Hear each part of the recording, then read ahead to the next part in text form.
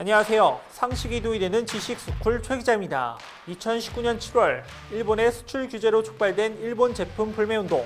유니클로 최고 재무 책임자 오카자키 타케시는 한국에서 불매운동이 오래가지 못할 것이라는 실언을 했습니다. 여기에 우리 국민들의 분노는 극에 달해 자발적인 불매운동으로 타올랐고 노재팬 운동으로 지난 1년간 시장의 환경은 달라졌습니다. 편의점을 장악했던 일본 맥주, 그리고 음료수가 사라지고 유니클로를 포함한 일본 출신 매장엔 손님들의 발걸음이 끊어졌습니다. 한국방송광고진흥공사 조사에 따르면 1년이 훌쩍 지난 지금도 소비자 4명 중 3명은 여전히 불매에 참여하고 있다고 답했고, 앞으로도 불매운동에 참여할 의향이 있는지에 대해선 전체의 70%가 그렇다라고 답했는데요.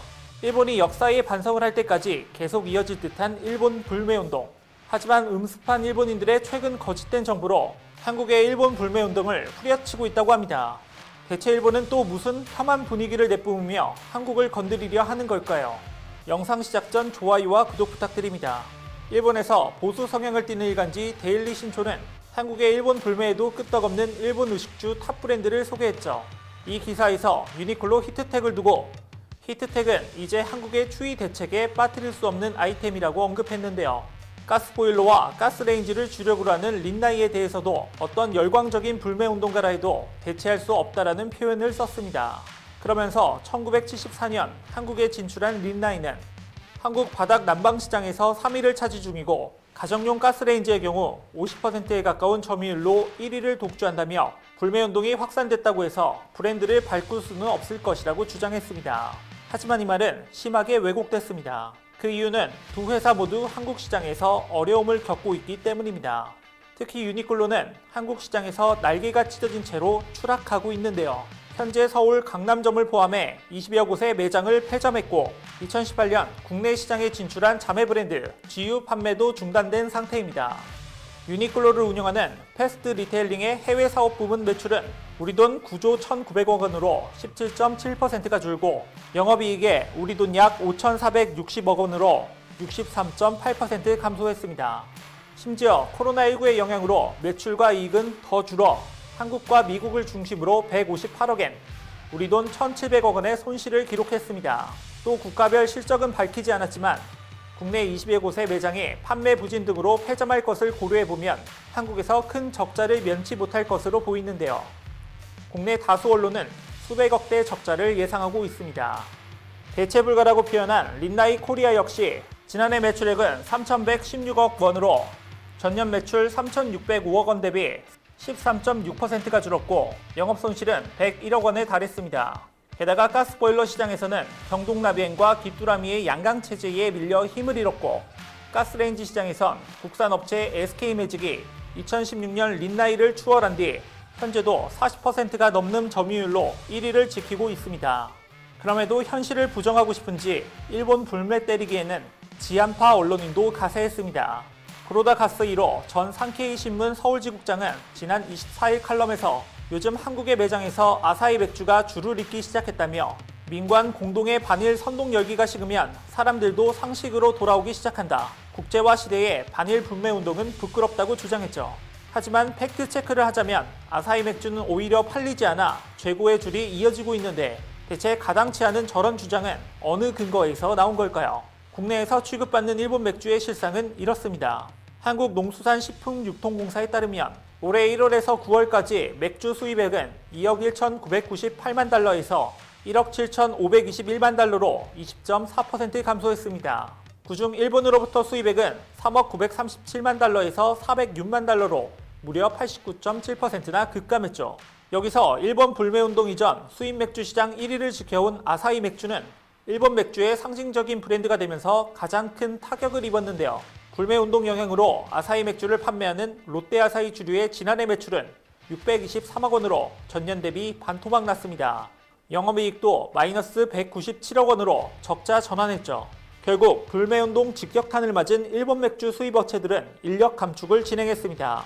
롯데아사히 주류는 지난해 계약직 영업사원 계약을 종료하고 올해 초에는 정규직 직원을 그룹 계열사로 전부 발령했죠. 또 전 직원을 대상으로 진행했던 희망퇴직도 지난달 마무리했는데 사포로 맥주를 유통하는 한 기업은 전 직원이 주 4일 근무 체계로 운영 중입니다. 이에 사포로 맥주 관계자는 지난해 불매운동 시작 당시에는 3, 4일 정도 무급 휴가를 순차적으로 진행했는데 현재는 전 직원이 주 4일 근무를 하고 있다며 이는 맥주 판매량이 계속 감소해 매출 하락이 오랜 기간 이어지다 보니 어쩔 수 없는 상황이라고 말했습니다. 그런데 이렇게 일본 맥주가 한국에서 맥을 못 추리는 데는 크게 일조한 일본인이 있습니다. 여러분도 아실 텐데요. 한국인들이 일본 맥주를 못 마시면 발광한다고 조롱했던 극우 방송인 다케다 츠네야스입니다. 일본 네티즌들 사이에서도 그의 발언은 선을 넘었다고 생각했는지 일본 맥주 시장의 큰 타격에 일본 맥주 회사는 그를 고소해야 한다는 반응까지 보였죠. 실제로 일본 네티즌들은 다케다가 발광 중 웃음만 나온다. 맥주 회사는 다케다에게 손해배상을 청구해도 좋을 정도라며 다케다를 비판했습니다. 이렇게 수입 맥주의 절대 강자 일본 맥주가 설 자리를 잃으면서 수입 맥주 시장은 전체적으로 줄어들고 국산 맥주가 빈자리를 채웠습니다. 특히 편의점과 대형마트 등 일반 가정 주류 시장에서는 국산 맥주의 점유율이 수입 맥주 점유율을 앞질렀죠. CU에서는 올해 상반기 국산 맥주 판매 비중이 50.3%로 4년 만에 수입 맥주를 제쳤는데요. 이마트에서도 지난해 40%에 불과했던 국산 맥주 점유율이 올해 60.1%로 올랐습니다. 불매운동 이전 편의점과 대형마트의 수입 맥주 매출 비중이 60%에 달했던 것과 비교하면 1년 만에 판도가 뒤집힌 겁니다. 특히 주세법이 52년 만에 바뀌면서 올해부터 원가를 기준으로 세금을 매기는 종가세에서 생산량에 세금을 매기는 종량세가 도입돼 세금 부담을 덜게 된 수제 맥주는 편의점 맥주 시장에서 효자 상품으로 거듭나고 있습니다. 편의점 업계에 따르면 편의점 캔 맥주 가운데 수제 맥주가 차지하는 비중은 큰 폭의 성장세를 그리고 있으며 GS25에서는 수제 맥주 매출 비중은 2018년 2.1%에서 2019년 7%로 뛰어올라 올해 9월 기준으로는 9.1%까지 성장했습니다. CU도 다르지 않은데요. 2018년에는 수제 맥주의 매출 비중이 2에서 3%에 불과했지만 올해 들어 지금까지 10% 선으로 올라섰습니다. 게다가 국산 수제 맥주는 지난해 하반기 일본 맥주 매출이 폭락하면서 전년 동기 대비 매출이 241.5% 치솟았고 이달 기준 501.6%의 폭발적인 매출 신장률을 보이고 있죠. 세븐일레븐 역시 올해 국내 수제 맥주 매출은 전년 대비 2배 이상 급증했습니다. 이 같은 성장세는 편의점 업계의 치열한 경쟁으로 이어지고 있는데요. 업계 선두인 GS25와 CU는 각자의 강점을 살린 PB 브랜드와 4캔의 만원 이벤트를 통해 이른바 편맥 시장 점유율을 높이는 데 매진하고 있습니다. 하나하나 알아보자면 CU의 수제 맥주 마케팅은 콜라보가 핵심입니다. 지난해부터 생활맥주 레드라거, 서울숲 수제라거, 노을 수제에일 등을 잇따라 출시해 라인업을 확대해왔고 대한제분의 밀가루 상표인 곰표와의 콜라보 수제 맥주로 홈런을 날렸죠.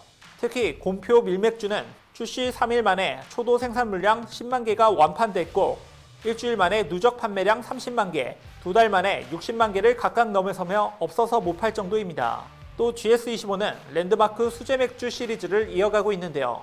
2018년 6월 광화문을 시작으로 같은 해 9월 제주 백록담, 2019년 6월 경북궁, 올해 1월 성산 일출봉, 4월에는 남산을 내놓았습니다. 이렇게 우리 국민들의 불매운동에 응답하는지 기업들의 탈일본도 가속화되고 있습니다. 정부 출연 연구기관은 일본 수출 규제 이후 677건의 R&D 사업을 추진했는데요.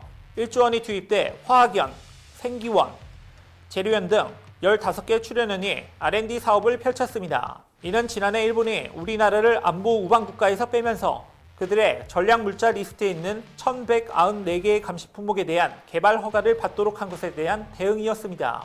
우리나라는 소, 부, 장 기술 자립화에 총력을 기울였고 그 선봉에는 출연연이 선 것입니다. 그러면서 기초화학, 기계금속, 전기전자 등 분야의 연구가 줄을 이뤘습니다. 1년이 지난 현재 이 R&D 특허를 출원하고 등록한 것만 1250건에 달하는데요. 기술 이전 건수는 292건 정도라고 합니다. 개별 연구기관별로도 눈에 띄는 기술력을 확보했죠. 한국기계연구원은 고정밀 핵심 기계류 부품 가공용 절삭 가공 장비인 지그센터를 개발했는데 이는 전량 일본 수입하던 제품이었습니다. 또 한국전기연구원은 은 기반 도전성 금속 잉크를 대체할 구리 그래핀 복합 잉크를 세계 최초로 개발했죠. 이는 정밀 부품용 고품질 은 잉크의 높은 대일 의존도를 탈피하기 위한 제품으로 가격은 은 잉크의 10분의 1 수준이지만 은과 유사한 전기 전도성을 갖췄습니다. 한국화학연구원은 대일본 수입 비중이 31%에 달하는 이소브라비닐을 국산화했는데요. 국내에서는 없던 기술로 화학연과 중소기업이 협력해 이소브라비닐과 VDF 단량체를 생산하는 기술을 확보했습니다. 여기에 지난 25일 반가운 소식까지 이어졌죠. 일진그룹 소재 계열사 일진머티리얼즈가 일본 기업에서 독점하던 소재인 1.5 마이크로미터 두께의 반도체용 초극박 양산에 성공했습니다. 이는 국내 기업 가운데 최초이며 세계에서는 두 번째인데요. 초극박은 업계에선 꿈의 제품으로 불리는데 반도체 패키지에 사용하는 소재로 IT 분야에서 사용하는 구리박 가운데 가장 얇아 극한의 제조 기술이 필요하죠. 불매운동 초기 당시 일본은 한국인들의 행동을 냄비 근성에 비유하며 조롱했습니다. 한국인의 기질 또는 성격을 냄비 근성이라는 단어로 묘사하기 시작한 건 1980년대 중반 이후입니다. 역사학자 전우용은 일제강점기에는 일본인의 성격을 나베에, 한국인의 성격을 가마솥이나 뚝배기에 비유하는 게 보통이었다며 냄비 근성은 혐한 단어의 일종이라고 말했죠. 1년이 넘는 시간 동안 우리의 가마솥, 뚝배기 같은 뚝심과 열정으로 일본 그 자체를 불매해왔습니다. 지금까지 꾸준히 일본 불매운동이 이어졌듯이 앞으로도 일본의 반성과 깨달음이 없는 이상 우리 한국인들의 노재팬 열기는 식지 않을 겁니다. 이에 관련된 여러분들의 다양한 의견 댓글로 남겨주시면 감사하겠습니다. 혹시 주식하시나요? 반도체 관련 급등 종목이 알고 싶으시다면 오른쪽 버튼을 클릭해주세요.